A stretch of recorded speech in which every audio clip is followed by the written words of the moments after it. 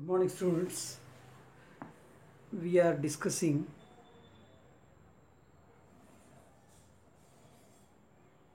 the topic multiple regression.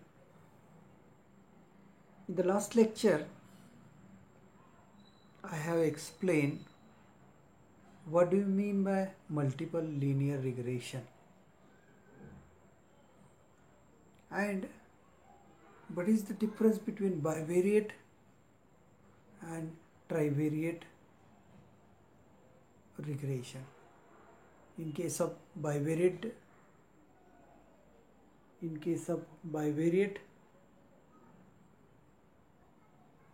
regression, we talk about lines of regression, whereas in trivariate case we have to talk about plane of regression. Okay, so in this lecture my plan is to introduce all of you to the notations which are essential to understand the topic of multiple regression. हे notations आपल्याला माहीत असल्याशिवाय आपण multiple regression समजून घेऊ शकत नाही. Okay, so these notations are called Yule's notations. It was developed by statistician Yule, that's why it is called Yule's notation. Let us begin with, suppose we have n observations on three variables x1, x2 and x3. आपल्याकडे ट्रायव्हेरिएट data आहे असं आपण गृहीत धरलं की त्याच्यामध्ये variables आहेत x1, x2 आणि x3. ओके, आणि याच्यावरती आपल्याकडे n ऑब्झर्वेशन्स आहेत, capital n number of observations.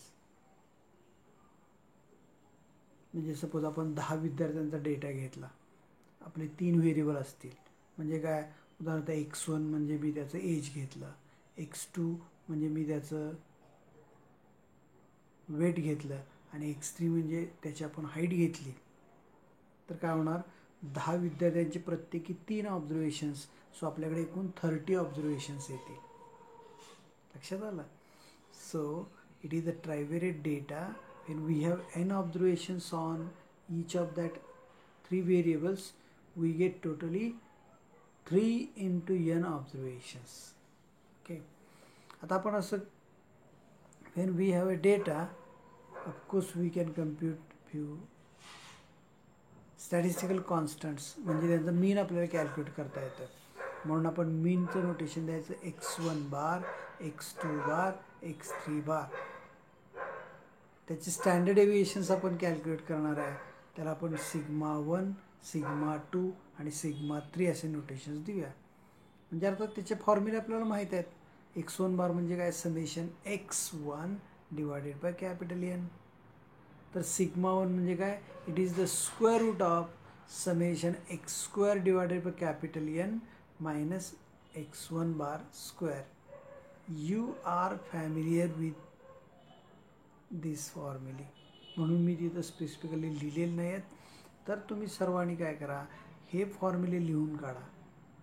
Sigma 1 म्हणजे काय, standard deviation of x1. Sigma 2 म्हणजे काय, स्टँडर्ड डेव्हिएशन ऑफ x2. अशा पद्धतीने ते फॉर्म्युले तुम्ही लिहून काढा. आता आपण let us begin with the equation of plane of regression is denoted by x1 is equal to a plus b12.3 x2 plus b13.2 x3.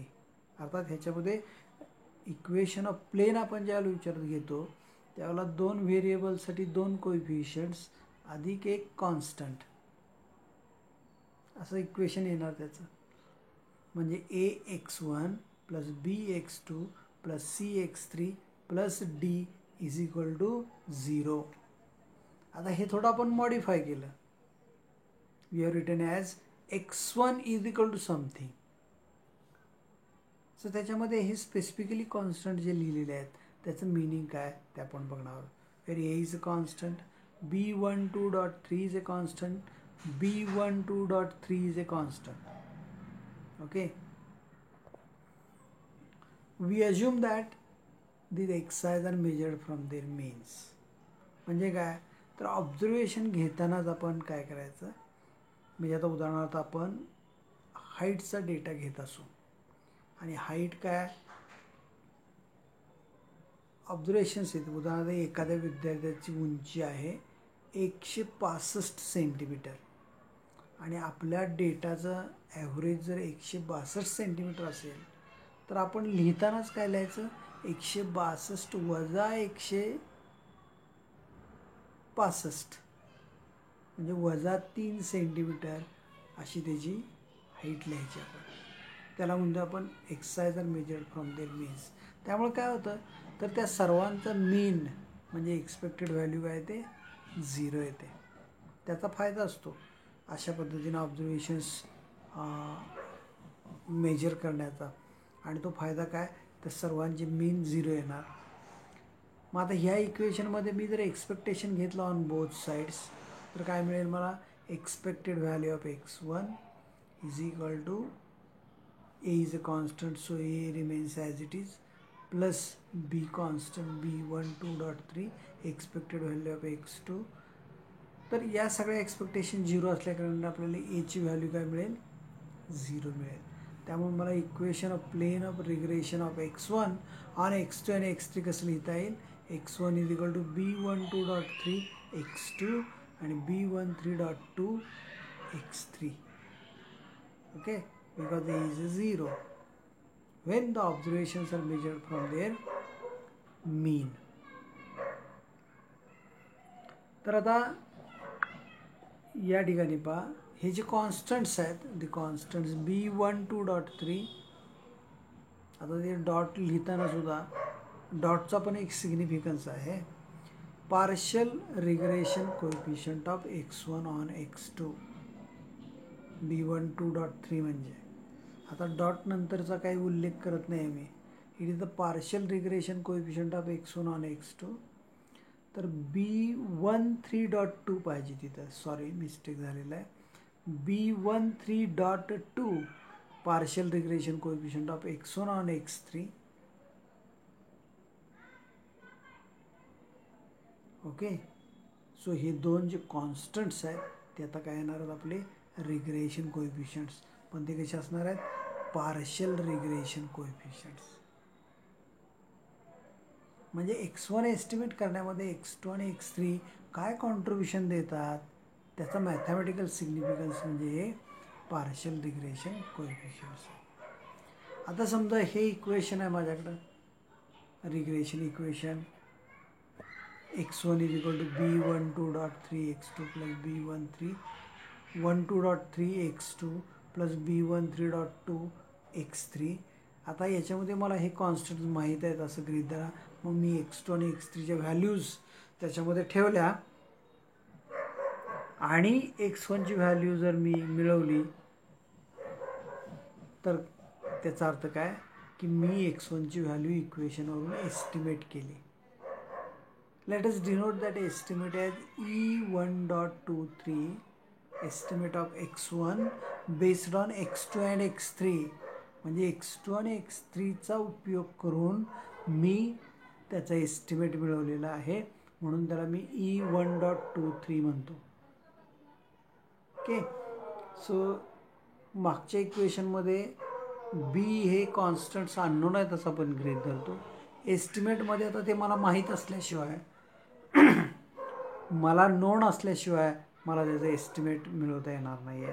So these constants are known right now मग त्याच्यावरून मी estimate मिळवला. पण आता estimate आणि actual value ह्याच्यामध्ये difference राहणार. So that error of estimate त्याला म्हटलं जातं रेसिड्युअल. रेसिड्युअल म्हणजे काय ओरिजिनल व्हॅल्यू आणि आपण एस्टिमेट केलेली व्हॅल्यू ह्याच्यामध्ये जो डिफरन्स आहे दॅट इज कॉल्ड रेसिड्युअल. म्हणजे उदाहरणार्थ आज हवामान खात्याने प्रिडिक्ट केलं की साधारणतः 70 मिलीमीटर पाऊस पडण्याची शक्यता आहे आणि पाऊस 50 मिलीमीटर पडला तर त्यांची चूक झाली ना. 20 मिलीमीटर त्यांनी काय केलं जादा प्रिडिक्ट केला होता. सो तो difference that is residual. Residual of x1 on x2 and x3 त्याला सिम्बॉल वापरलं होतं कॅपिटल X 1.23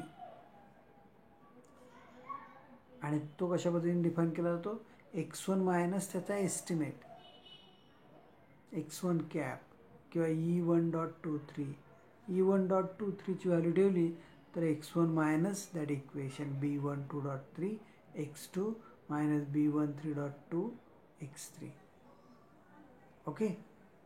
सो रेसिड्युअल कसा डिनोट करणार आपण x1.23. आता residual of x2 on x1 आणि x3 घेतला तर 2 पहिल्यांदा येणार, डॉट 1 आणि 3 येणार. Residual of x3 on x1 and x2 it is x3.12 अशा पद्धतीने येणार. So residual of x1 on x2 and x3 notation ते आहे. आता पुढे जाऊन आपल्याला कॅपिटल R वापरायचं आहे. कॅपिटल R 1.23 म्हणजे multiple correlation coefficient of x1 on x2 and x3. Small r 12.3 partial correlation coefficient between x1 and x. E1.23 आपण जो वापरला आहे तो म्हणजे estimate of x1 obtained from equation of plane of regression of x1 on x2 and x3 ते आपण पाहिलेलं आहे. आता हे जे डॉट आहे त्या डॉटच्या पूर्वीचे जे सबस्क्रिप्ट्स आहेत त्याला म्हटलं जातं प्रायमरी सबस्क्रिप्ट्स आणि डॉट नंतरचे जे आहेत त्याला म्हटलं जातं सेकंडरी सबस्क्रिप्ट्स. ओके. नोटेशन्समध्ये खूप ठिकाणी आपण असं लिहिले की डॉट अगोदर काही सबस्क्रिप्ट लिहिले आणि नंतर काही सबस्क्रिप्ट लिहिले. तर ते अगोदरचे जे आहेत दॅट इज प्रायमरी सबस्क्रिप्ट्स आणि नंतरचे जे आहेत ते सेकंडरी सबस्क्रिप्ट्स. तर याच्यामध्ये पहा the order of primary subscript is important. कोणत्या क्रमाने आपण ते लिहितोय ते अतिशय महत्त्वाचं आहे. तर सेकंडरी सबस्क्रिप्टचा क्रम आपल्यासाठी महत्त्वाचा नाही आहे. The order of secondary subscript is immaterial. म्हणजे त्याचा आपल्याला फारसा फरक पडत नाही. म्हणजे काय पहा उदाहरणार्थ B12.3 आणि B21.3 ह्याच्यामध्ये काय केलं पहिल्यांदा प्रायमरी सबस्क्रिप्ट आहेत 1 आणि 2 ह्या क्रमानं आलेले. तर दुसऱ्यांदा काय आहेत 2 आणि 1 क्रम उलटा केला तर ह्या दोघांचा अर्थ वेगवेगळा. हे दोघं वेगवेगळे आहेत. They are different. कारण का तर डॉट पूर्वीचे जे प्रायमरी सबस्क्रिप्ट्स आहेत त्याचा क्रम मी बदलला. So they are different. पण समजा आपल्याकडं 5 व्हेरिएबलचा डेटा आहे मल्टीव्हेरिएट डेटा आणि त्याच्यामध्ये मी B12.345 डिफाईन केलं. So it is the partial regression coefficient of x1 on x2 असं त्याचा अर्थ. आता B12.345 असेल त्याच्याऐवजी मी असं लिहिलं B12.543 तर त्याचा अर्थ एकच. सेकंडरी सबस्क्रिप्टचा क्रम तुम्ही बदला किंवा तोच ठेवा त्याचा काही फरक पडत नाही आहे. फक्त किती सेकंडरी सबस्क्रिप्ट्स आहेत ते महत्त्वाचं आहे. That is important. त्याला म्हटलं जातं order of the regression coefficient किंवा कोरिलेशन कोएफिशियंट. म्हणजे 1 असेल 2 असेल 3 असेल दॅट इज इम्पॉर्टंट. लक्षात आलं. तर हे काही नोटेशन्स आहेत ते तुम्ही नीटपणे तुमच्या नोटबुकमध्ये लिहून घ्या आणि थोडं रिवाईज करा. हे नोटेशन्स आपल्याला वापरायचे आहेत आणि त्याच्यावरून आपण पुढचं जे टोटली मॅथमॅटिकल पार्ट आहे तो आपण त्याचा बघणार आहोत. ओके. सो आजच्या या लेक्चरला आपण इथंच थांबूया. आज आपण पाहिलं युल्स नोटेशन्स जे आपल्याला मल्टिपल रिग्रेशन, मल्टिपल कोरिलेशन आणि पार्शियल कोरिलेशनसाठी आवश्यक आहेत. ते नोटेशन्स आपण आज डिस्कस केले. तुम्ही ते व्यवस्थितपणे लिहून घ्या, ते समजावून घ्या.